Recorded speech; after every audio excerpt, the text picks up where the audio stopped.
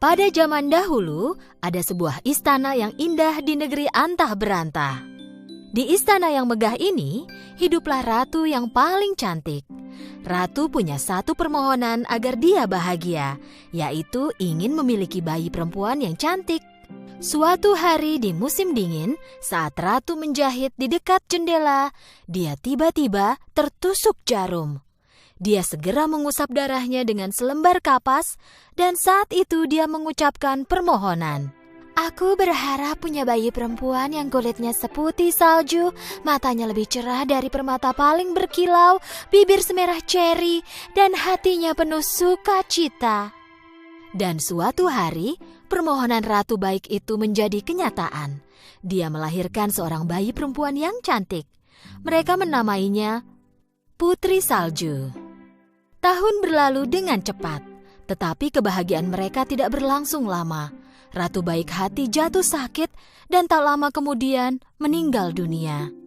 Tak berapa lama, raja semakin tua dan menjadi sangat lemah.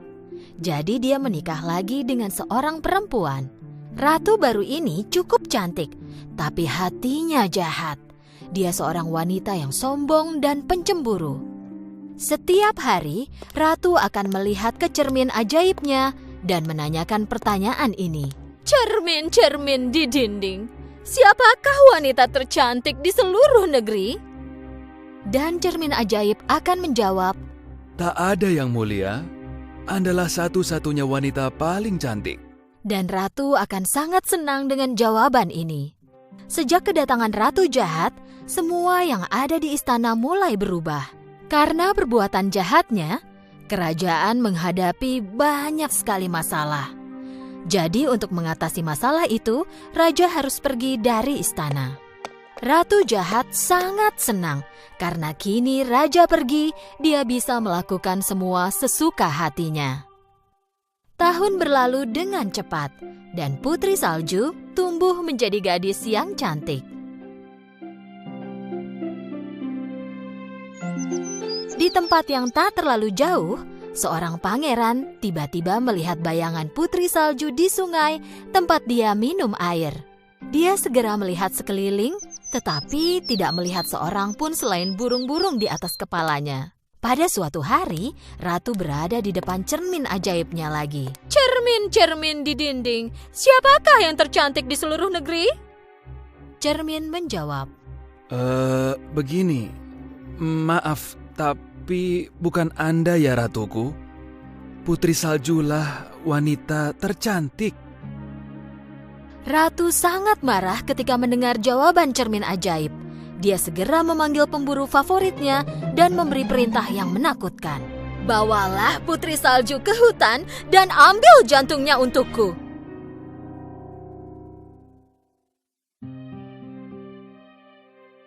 Prajurit membawa Putri Salju ke hadapan ratu.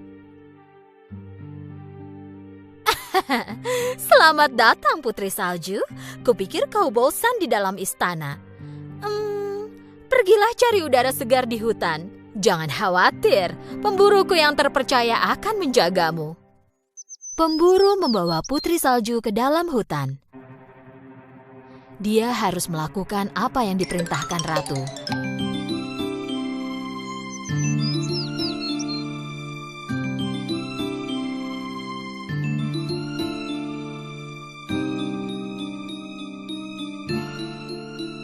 Tapi melihat Putri Salju yang berhati murni dan baik itu, pemburu tidak dapat melukainya. Pemburu memperingatkan Putri Salju agar jangan kembali ke istana. Saat matahari terbenam, dia meninggalkan Putri Salju di hutan dan kembali ke istana. Putri Salju sangat takut di hutan gelap itu sendirian. Dia duduk di bawah pohon dan mulai menangis. Sampai akhirnya, dia tertidur.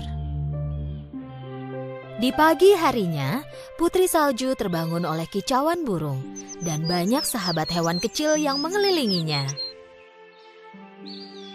Karena hewan-hewan ini tahu dan mencintai Putri Salju, mereka menunjukkan jalan padanya. Mereka membawa Putri Salju ke rumah mereka yang juga sekecil tubuh mereka.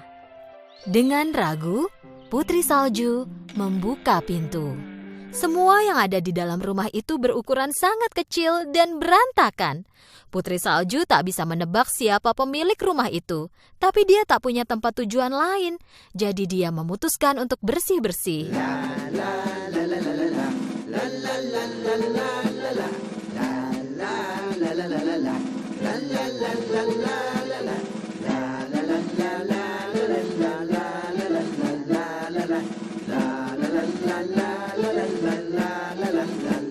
Setelah bersih-bersih rumah dan membuatnya jadi nyaman dan tanpa noda, Putri Salju memasak menggunakan peralatan dapur yang kecil, lalu makan. Di rumah ini, sama seperti barang lainnya, tempat tidurnya juga berukuran kecil. Tapi Putri Salju sangat lelah. Dia hampir tertidur di tempat dia berbaring. Dia pikir tak akan ada bahaya yang menimpanya di tempat ini, lalu jatuh tertidur pada beberapa tempat tidur yang digabungkan. Di malam hari, 7 kurcaci yang merupakan pemilik rumah cantik itu pulang ke rumah setelah bekerja di pertambangan. Dan saat masuk, mereka sangat terkejut. Rumah bersih dan tercium aroma makanan lezat. Dopi ingin makan sup, tapi karena kecerobohannya, dia menumpahkannya di lantai. Dok mencoba memikirkan apa yang terjadi. Ada sesuatu yang mencurigakan dengan ini semua. Siapa yang melakukannya? Jika aku bisa tidur, aku yakin aku pasti tahu jawabannya, kata Selipi sambil menguap. Ketujuh kurcaci pelan-pelan naik ke atas. Saat mereka masuk ke kamar, mereka tak percaya pada apa yang mereka lihat. Di atas tempat tidur mungil mereka, terbaring seorang gadis yang sangat cantik. Mendengar suara-suara, Putri Salju terlonjak ketakutan dari tidurnya dan melihat 14 mata dari 7 kurcaci menatap ke arahnya. Akhirnya, dengan ragu-ragu, dia berkata, "Namaku Putri Salju. Maaf jika mengagetkan kalian. Aku tidak bermaksud jahat." Ya, kami yakin itu. Jika tidak, kau tak akan membersihkan rumah dan memasak untuk kami. Jawab Dok, lalu memperkenalkan diri mereka. Kami ini 7 kurcaci. Ini Happy, Grumpy, Dopi, Sneezy, Bashful, dan aku, Duck. Dan itu dia, Sleepy.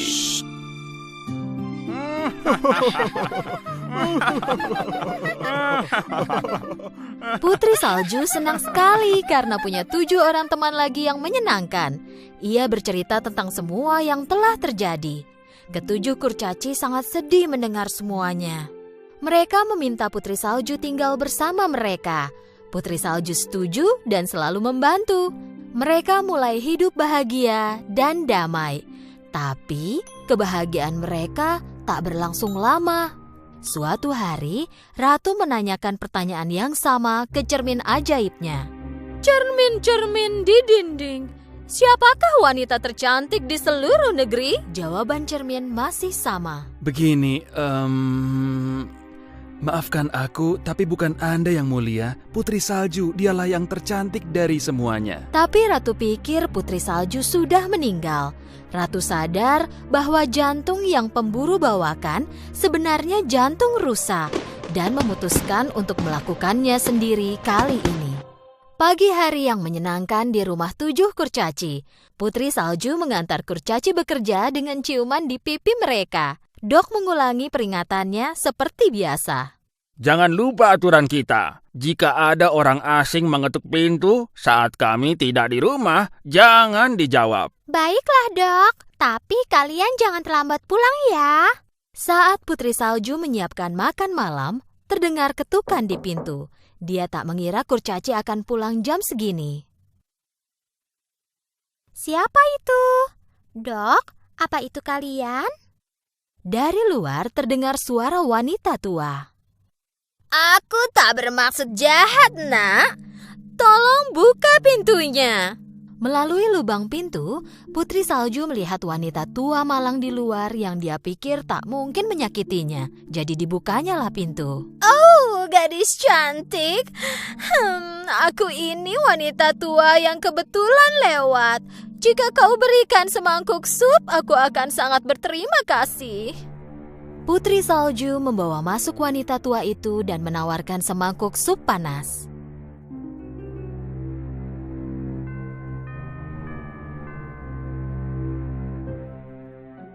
Terima kasih, sayang.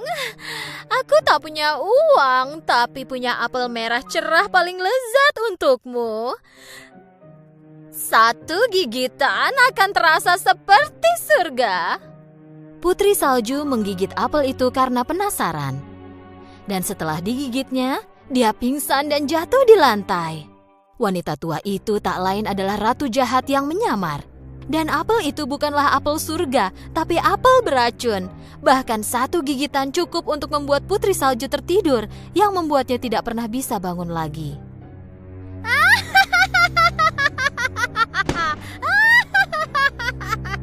Ketika 7 kurcaci pulang, mereka menemukan Putri Salju terbaring di lantai. Dok menemukan apel dengan bekas gigitan. Apel yang dia makan ini pasti beracun. Ini pasti perbuatan ratu jahat. Putri Salju sangat cantik meski tertidur. Kurcaci menaruhnya di dalam kotak kaca yang terbuat dari permata mulia. Dan mereka menaruhnya di atas bukit di mana semua temannya di hutan bisa melihatnya. Suatu hari pangeran datang ke hutan itu tempat Putri Salju tertidur. Teman-teman Putri Salju menunjukkan jalan dan membawa pangeran ke kotak kaca tempat Putri Salju tertidur. Pangeran tak percaya pada apa yang dia lihat. Putri cantik yang bayangannya pernah dia lihat di sungai dan terus muncul dalam mimpinya, kini terbaring tepat di hadapannya. Dia mengangkat tutup kotak itu dan mencium Putri Salju. Saat itu juga, mimpi Putri Salju dan pangeran menjadi kenyataan. Cinta mereka mengalahkan kutukan dan Putri Salju membuka matanya. Di saat yang sama, setelah tahu apa yang terjadi pada putrinya, Raja memecahkan cermin ajaib dan mengusir ratu jahat sejauh mungkin dari istana. Putri Salju akhirnya kembali ke istananya dan berkumpul lagi dengan ayahnya. Putri Salju dan pangeran melakukan pernikahan yang megah. Raja, Putri Salju, pangeran, dan 7 kurcaci, mereka semua hidup bahagia selamanya.